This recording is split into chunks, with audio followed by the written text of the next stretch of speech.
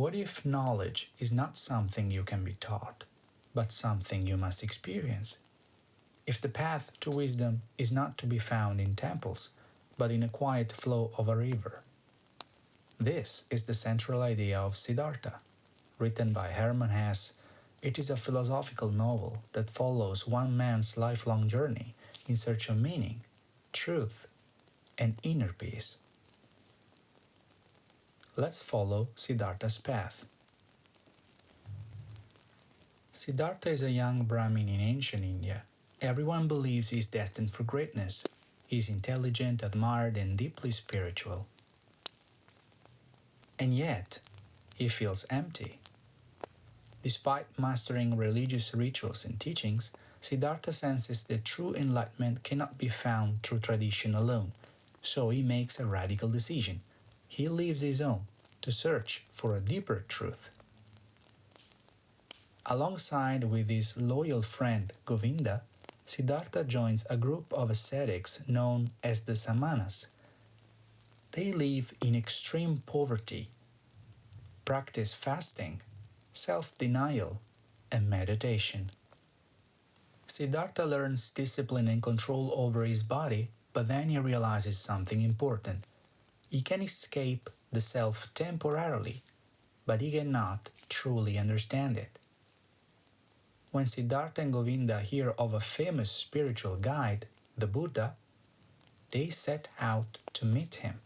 Siddhartha is deeply impressed by the Buddha's peaceful presence and deep insight. Govinda decides to become one of his followers, but Siddhartha makes a different choice, not out of doubt, but out of his conviction that wisdom cannot be taught.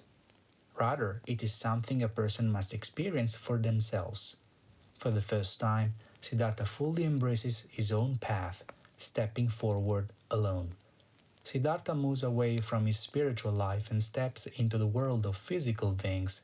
He meets Kamala, a beautiful and intelligent courtesan, who introduces him to the world of love and longing. To earn her admiration, he transforms into a rich merchant, mastering the arts of trade, wealth, and luxury.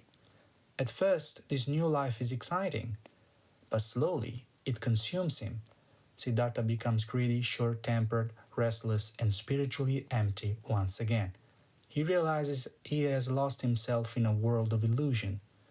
One day, overwhelmed by despair, he leaves everything behind.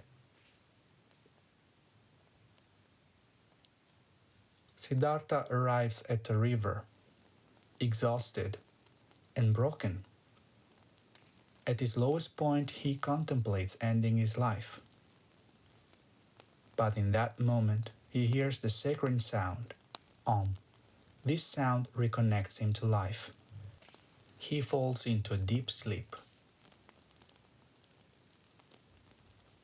When he wakes up, he feels transformed, as if his life has begun anew.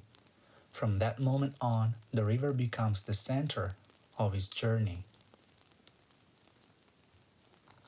The river becomes his greatest teacher.